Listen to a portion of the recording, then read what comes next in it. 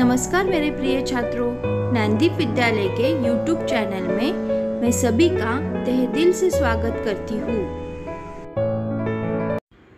छात्रों, आज के वीडियो में हम कक्षा 8वीं की दूसरी इकाई से 9वीं कविता नहीं कुछ इससे बढ़कर इस कविता का अध्ययन करने वाले हैं।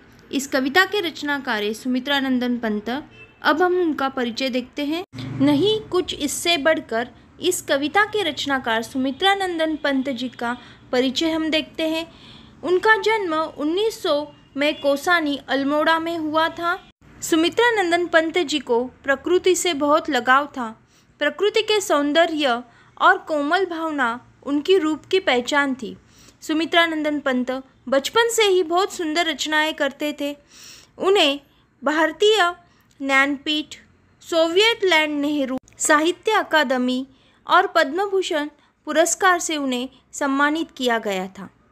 अब हम सुमित्रानंद पंत जी ने इस कविता में हमें क्या बताया, इसका अध्ययन करने वाले हैं। नहीं कुछ इससे बढ़कर इस कविता में सुमित्रानंदन पंत जी ने हमें माँ, किसान, कलाकार, कवि, सत्यनिष्ठ और बलिदानियों व्यक्ति का महत्व बताया है और उनकी ही पूजा करना सबसे बड़ी पूजा है, इस कविता में हमें बताया गया है। अब हम इस कविता का सरल भावार्थ देखते हैं और कविता का पठन करते हैं। तो छात्रों, अब हम नहीं कुछ इससे बढ़कर इसके पहले दो पंक्तियों का अध्ययन करते हैं। पहली जो पंक्ति है, इस पंक्ति में माता का वर्णन कवि ने किया है और दूसरी जो पंक्ति है उसमें कृषक का वर्णन किया है। तो पहली जो पंक्ति उसको पढ़ते हैं पहले हम। प्रसव वेदना सहजब जननी, हृदय स्वप्न निज मूर्त बनाकर, स्तन्य दान दे उसे पालती, पग पग नव शिशु पर नौछावर, नहीं प्रार्थना इससे सुंदर। तो इस पंक्ति में प्रसव का अर्थ है जन्म देना। उसके बाद वेदना यानी पीड़ा, जननी यानी माता जब बच्चे को जन्म देती है तो असह्य वेदना उसे होते है।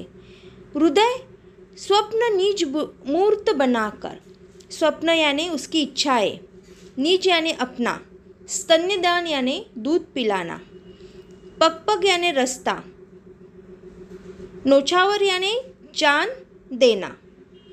तो इस पंक्ति में कवि हमसे कहते हैं कि जननी यानी माता जब प्रसव की गहन पीड़ा सहकर बच्चे को जन्म देती है तब उसका हृदय का स्वप्न वह पूर्ण होता है।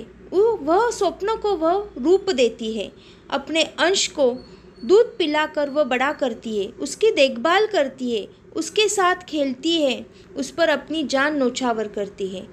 तो माता के बढ़कर इस दुनिया में कोई नहीं है, इस सृष्टि में कोई नहीं है जिसकी प्रार्थना हमें हमेशा करनी चाहिए। दूसरे पंक्ति में कवि ने कृषक का महत्व बताया है। शीत ताप में जूझ प्रकृति से, बहा श्वेत भू रच कर उर्वर, शस्य श्यामला बना धरा को, जब भंडार कृषक देते भर, नहीं प्रार्थना इससे शुभ कर। इस पंक्ति में कवि कृषक के बारे में कहते हैं।